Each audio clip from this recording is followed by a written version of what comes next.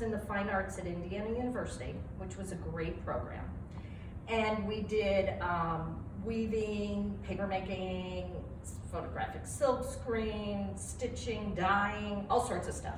So I came out of college and I wanted to be an artist. I did art festivals and all this stuff. Moved down to Louisiana with my husband.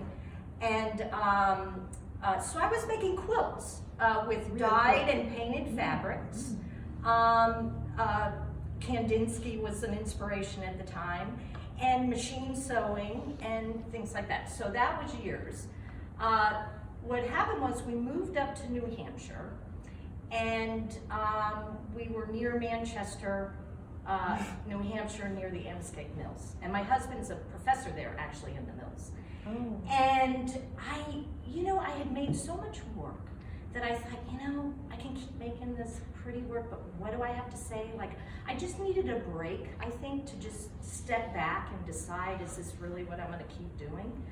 So for about 2 years, I was doing art, but not like full steam ahead. And he and I were studying, we just got fascinated by the mill history. We were living right there by it. We started researching the mill girls and their whole history. We went to the Lowell Mills in Massachusetts. We went up to Canada, we went to France, and we just totally, and he was teaching a class on industry and welfare, a kind of economics humanities class. So the two of us were geeking out for a couple years, and I just found something I totally related to, which was women that moved from the handwork and the family farm to industry and the factory. And what was that like? What do you lose when you do that, make that transition? And what do you gain? Because they did gain some things out of that. So to give you a brief synopsis of the mill history in 2 minutes, the women moved into the factories. They did start their own economy. They were getting paid. They were making money for their families, for their brother's education, for maybe their future education. They started social networks. They started newsletters. They became writers. They started unions for health and lower working hours and all this. So they totally influenced our lives, of which we can take for granted, really. And then my history was, my mom came from Ireland, and my grandmother knitted traditional Irish sweaters, of which we all waited as grandchildren to get our Irish sweater.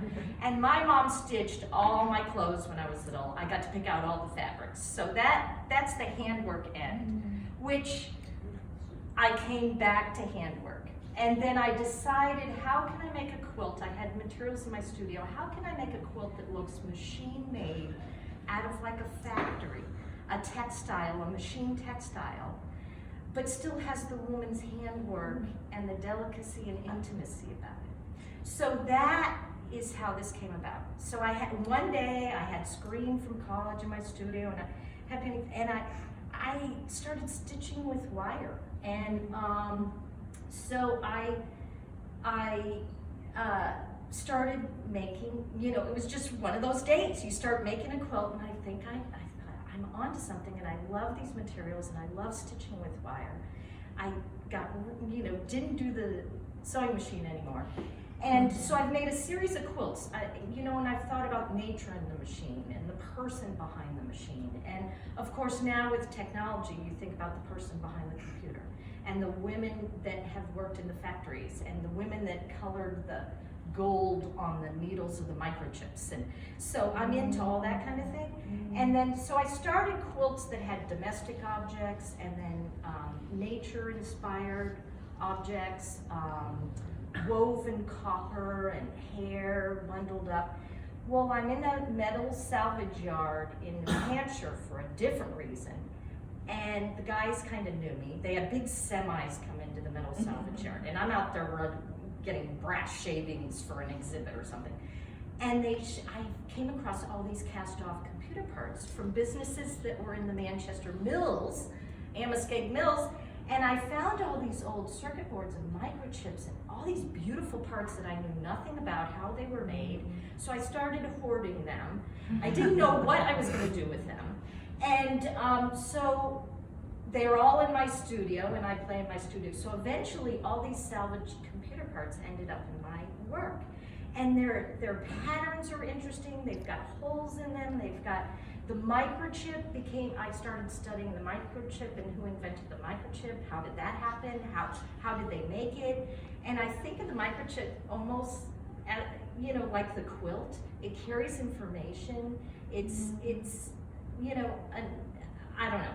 So anyway, so aesthetically, I want the machine made versus the handmade, and I'm hoping to kind of say there's a harmony here, but don't lose some old while you're embracing all the new, I guess, is kind of what I hope it feels like.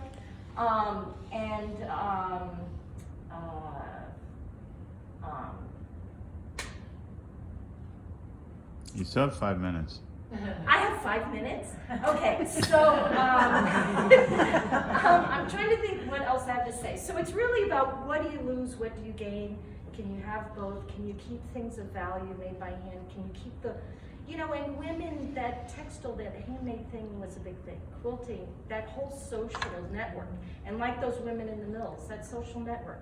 You don't want that to leave. And I've been in New York City this week, and you can just feel this whole network of creativity and artists. But then I saw this show this week in New York on the technology, and I've known this for a while. It can be pretty scary, and it can be alienating. It's one person and a machine a lot of times. And so that, you lose things. We're gonna lose some skills and humanity, I think, with that transition we're making. So, this, do you get that from this? I don't know, but that's where it comes from. And that's why I'm really happy to make it, because it has the textiles for me, but it kind of embraces innovation and technology, which I'm not anti-progress, but I just always like to step back and make sure you're not losing something that is important. Could you talk for a second about the patinas that you... Oh yeah, I can talk about like some of the techniques. So this is electrical wire actually. So I collected electrical wire out. Spools of it actually look like thread at the salvage yard. So I fray that so it looks like thread. The patina, I've done a lot of work with copper. I use a patina, regular patina solution. To get that greenish, but there was a woman that also sold dyes, so I could get a red dye, purple, blue dyes. So that became kind of a painterly part of my materials, which was really fun. As far as stitching, I'm wrapping, then I'm stitching, then I'm stitching, then I'm stitching, then I'm stitching. So those layers build up. So, and the wire is pretty easy. You can just go around in and out. It's much easier than a needle and thread, quite frankly. So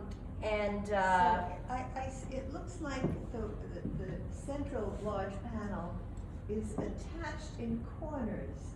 Are they separate? Yes, these are 6 separate squares hung as one. So there's like a nail in each corner. Yes. And then these things kind of link it all up. So I have some pieces at museums, and I've done quite a few commissions, corporate commissions. And so for scale wise, but I couldn't make it all one. Like I can't even function. So I came up with this way of, I think aesthetically it still looks good, but it's pieces. So you can have a 4-piece, a 6-piece, I'd love to do it. Right. If somebody from a museum said, what would you like to do? I would say, I just want scale. Right. But there's a museum here in New York, the Museum of Arts and Design, that has one of my pieces in their permanent collection. And they have a huge one like this. And it's 9 squares on every one, and it's huge. And just the handwork, like the curator just loved the idea of all that handwork, which was crazy, but it was, modern and new materials. And it's in a collection called their Art Quilt permanent collection.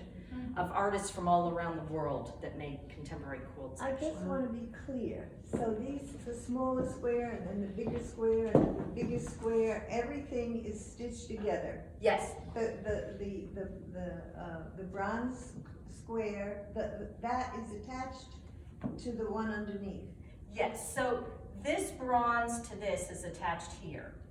This Yes. is attaching 3 layers. I see, This okay. is just attached to this. I see. And then this microchip is actually stitched, I punch holes in the patina copper and I stitch that.